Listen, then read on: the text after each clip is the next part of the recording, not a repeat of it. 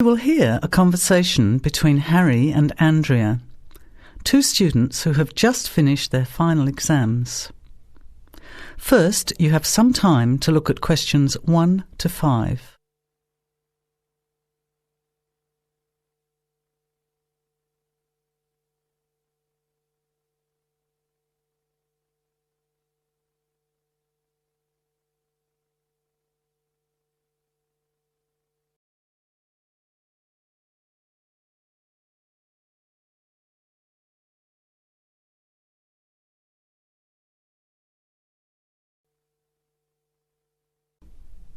You will not hear the recording a second time.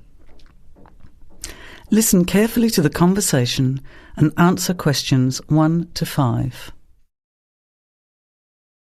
Hi Andrea, how are you feeling now that exams are over? It's fantastic to have finished, isn't it? And to sleep in every morning. What about you? Well, I've been catching up on sleep too, but I've got a lot to do before I leave for England. Perhaps you could give me some advice. I've got a lot of things I can't possibly take back with me, but I don't know what to do with them. Well, it depends on what sort of things they are and whether you're thinking of giving them away or selling them. Well, almost everything. Furniture, the fridge and other kitchen stuff that I bought from the previous tenant. But the new people have already got what they need, so they're not interested in buying stuff from me. I can't afford to give it away, but I'm not sure how to sell it all. Oh, and there are some clothes and books as well. Why can't you take them? The books are really heavy. It's so expensive if you exceed the airline baggage allowance. And the clothes just won't all fit in my suitcase. It's amazing how much stuff I've accumulated since I've been here.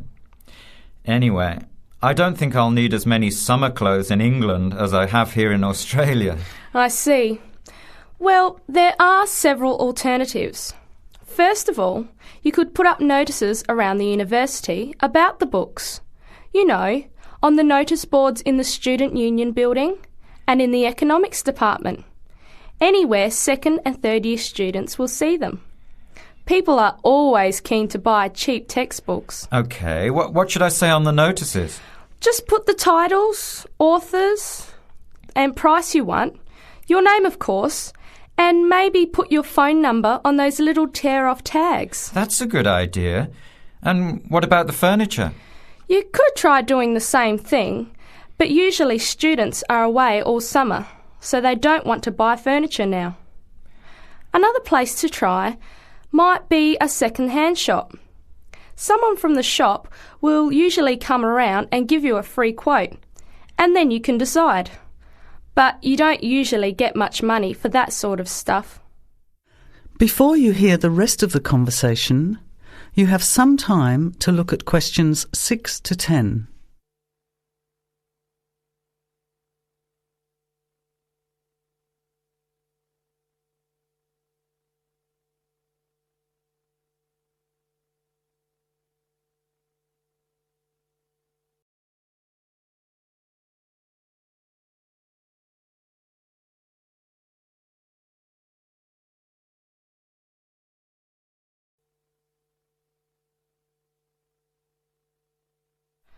Another alternative is to put an advertisement in the Trading Post.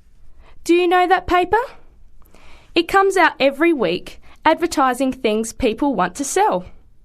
You have to pay to put the advert in and then hope people phone. Give them as much information as possible, and if they're interested, invite them to come and have a look. The hard part is agreeing on a price. No, I haven't seen the Trading Post. But I should have a look at it, and I could advertise the fridge, the microwave and the furniture.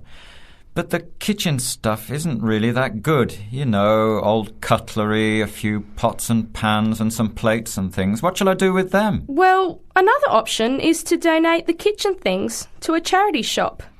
You know, like the Salvation Army or St. Vincent de Paul? Why don't you get a second-hand shop to give you a quote first? Yes, I could do that. Find out how much they'll give me and then decide whether to sell them or give them away. But I've still got the clothes. A charity shop will take them too, as long as they're in good condition. And even though you don't get any money, at least you know that someone who really deserves some help has benefited. That's a good point.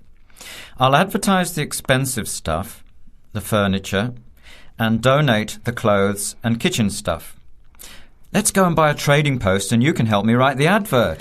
Well, actually, I'm interested in buying the fridge and the microwave, depending on the price, of course. OK, let's see how good you are at bargaining. That is the end of part 1. You now have half a minute to check your answers.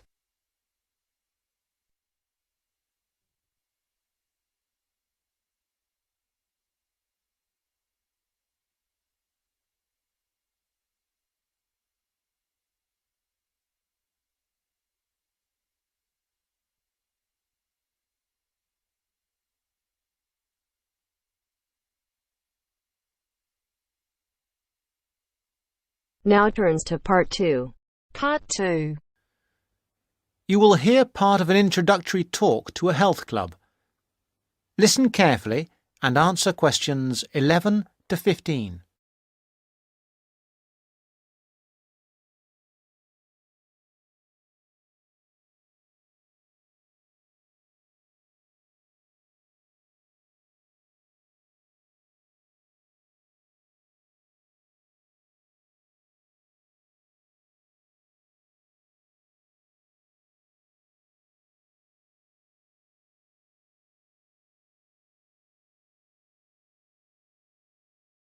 Good morning, everybody. I'd like to welcome you to Rose's Health Club, which is part of the nationwide Rose Group of Health and Fitness Centres. Today, I hope to tell you everything about the Glenfield Centre and the facilities it offers. First, have a look at the map of the centre I have put up here. There's a copy of it in your information packs. As you can see, we have a range of facilities.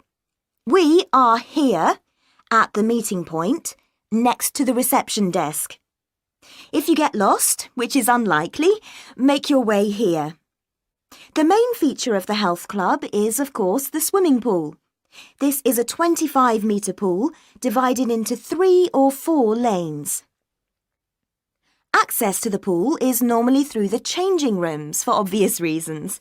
To get to these, bear left as you come through reception, and as you follow the corridor, they are the 2 doors immediately to your right. First the female changing room, then the men's.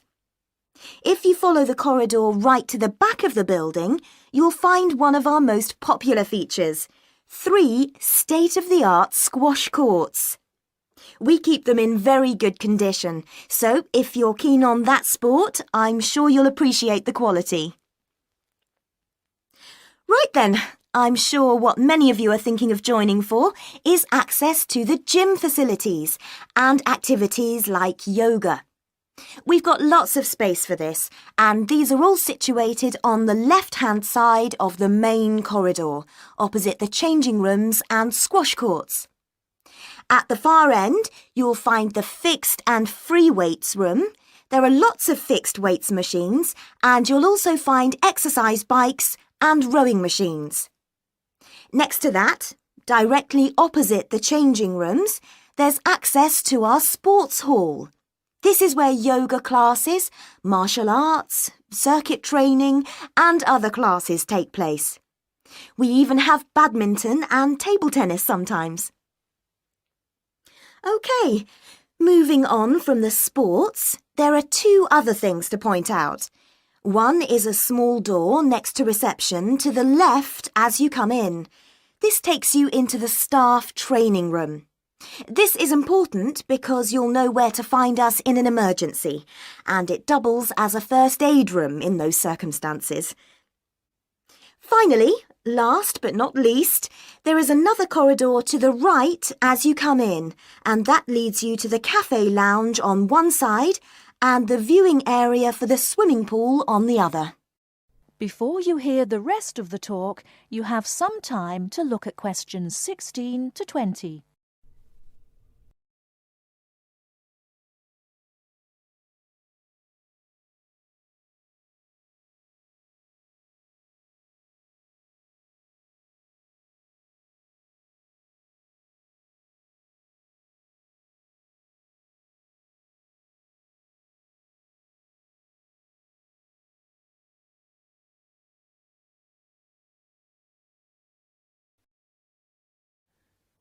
Now answer questions 16 to 20.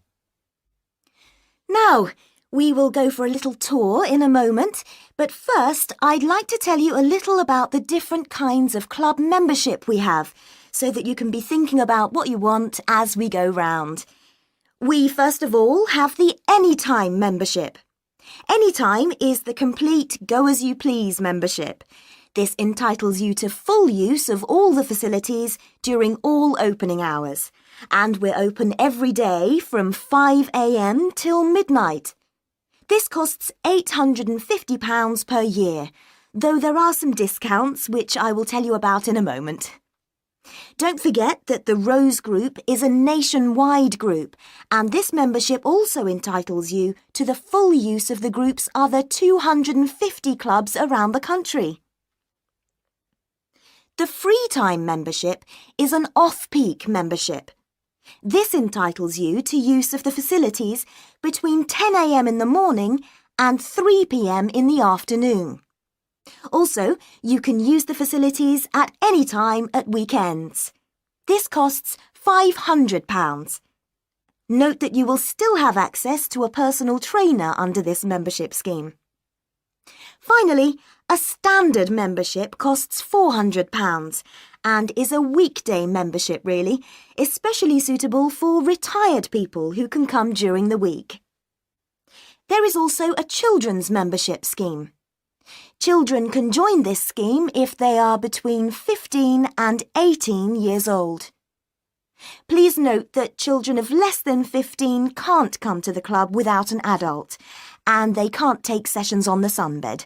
Not that young people usually want to use a sunbed anyway. The children's schemes are all half price, that is 50% for each child or young person in the scheme.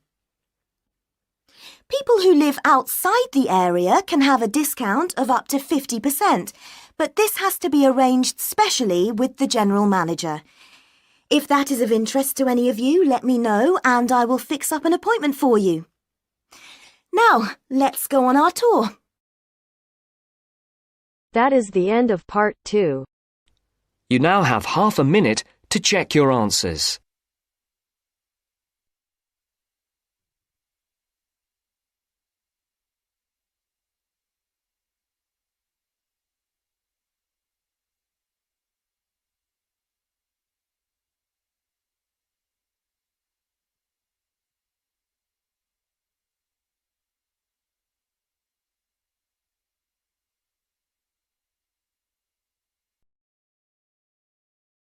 Now turns to part 3. Part 3. You will hear a tutor and some students talking about an assignment. Listen carefully and answer questions 21 to 26.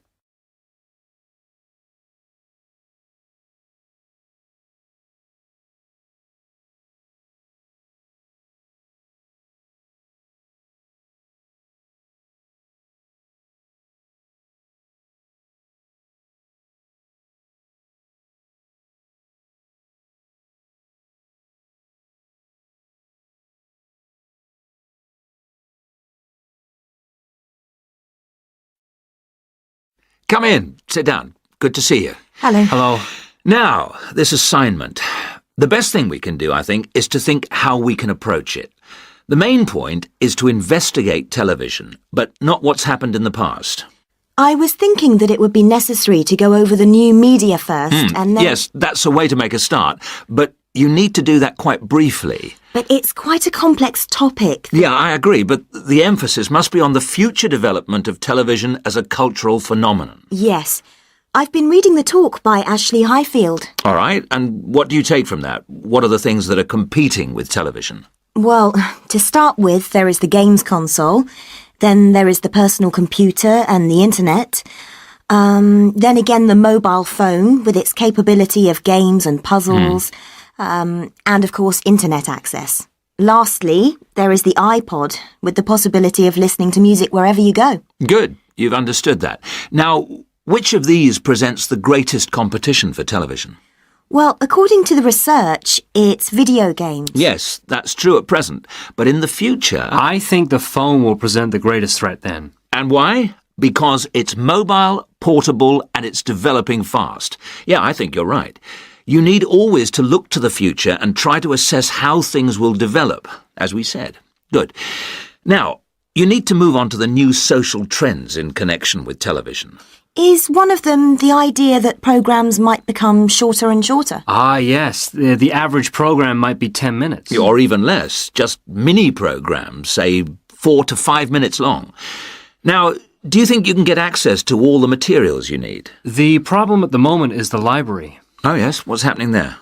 There's a tremendous amount of noise because of the new extension they are building. It's quite impossible to work there. They are stopping work for a week next week, I believe, and then all the sections will be open.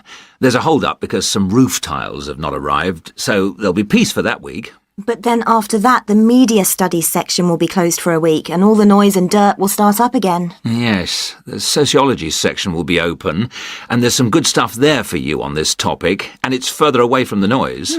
Yes, I don't think the sociology section is affected at all, and neither is the journal section. No. Obviously, they're rotating the closures, and it was sociology's turn to close for a week last term. I think we should make a complaint. Yeah, I think you should. I've had a word with the library staff. They are very sympathetic, but... They are affected by these works just as we are. If I were you, I'd make a complaint directly to the premises committee. They only meet once a year, but in fact, I know they're having a meeting next Tuesday. You might like to make contact with them, but don't say that I suggested this. Yes.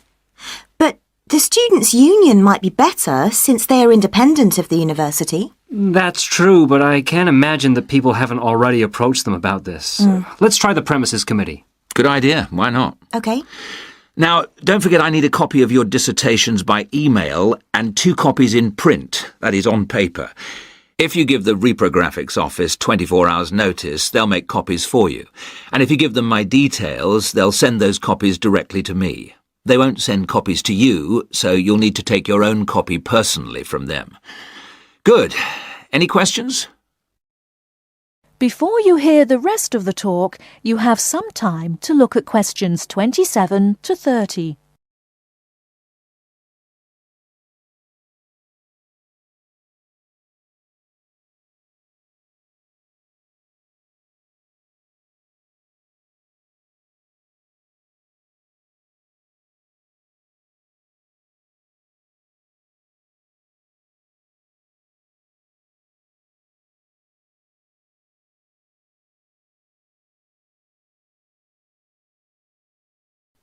Now answer questions 27 to 30.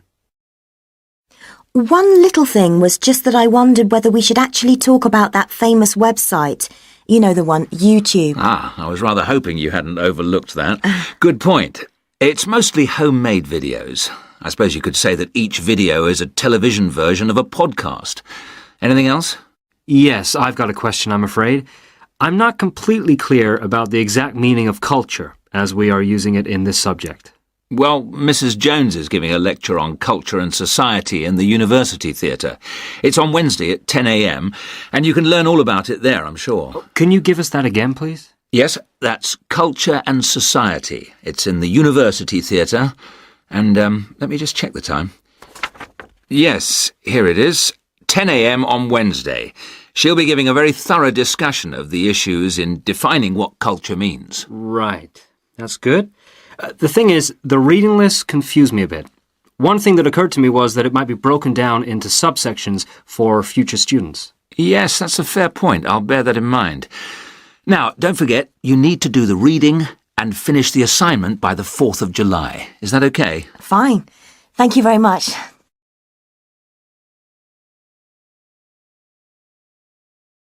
That is the end of part 3. You now have half a minute to check your answers.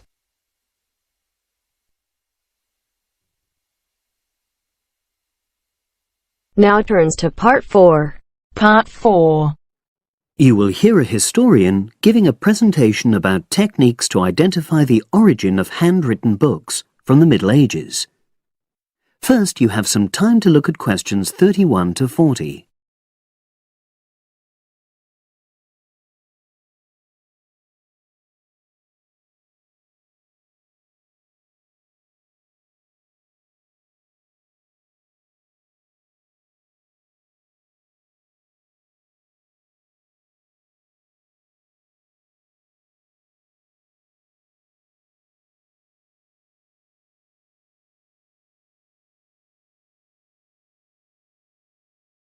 Now listen and answer questions 31 to 40.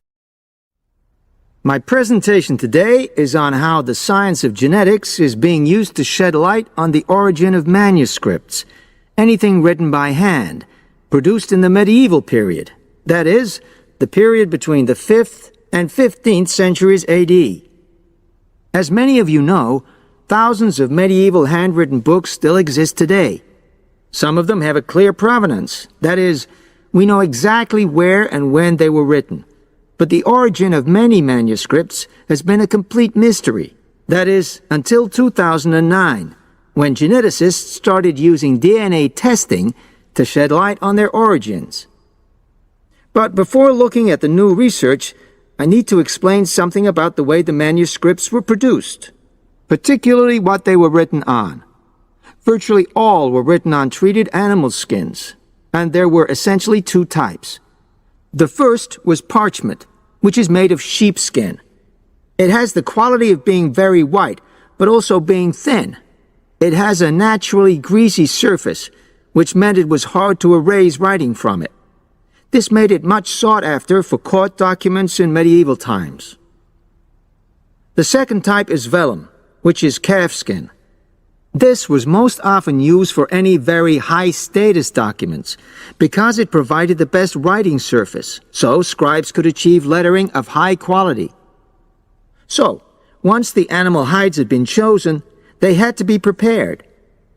Where the right materials were on hand, the skins were put into large barrels or vats of lime, where they were agitated or stirred frequently. But if lime wasn't available, then the hides were buried.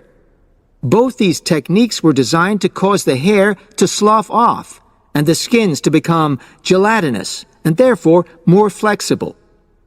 The next stage was to put the hides on stretcher frames and pull them very tight.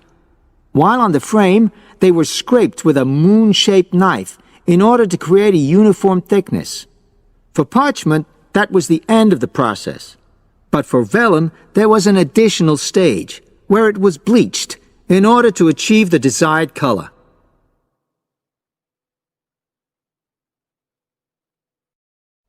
So, what does all this preparation mean for the quest to identify the origins of mystery manuscripts?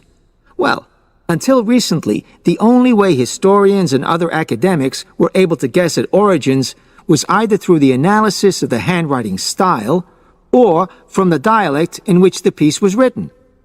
But these techniques have proven unreliable for a number of reasons. It was thus decided to try to look at the problem from a different angle, to start from what is known, that is, the small number of manuscripts whose origins we do already know. Because these parchments and vellum are both made from animal hides, it was possible to subject them to DNA testing and to identify the genetic markers for the date and location of production.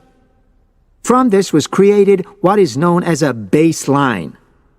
The next stage was to test the mystery manuscripts, finding their DNA characteristics, and then making comparisons between the known and the mystery scripts.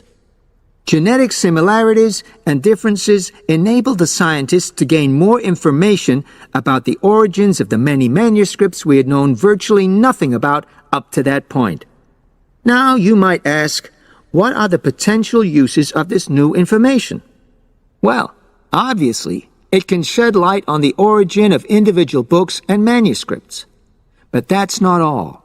It can also shed light on the evolution of the whole of the manuscript production industry in medieval times.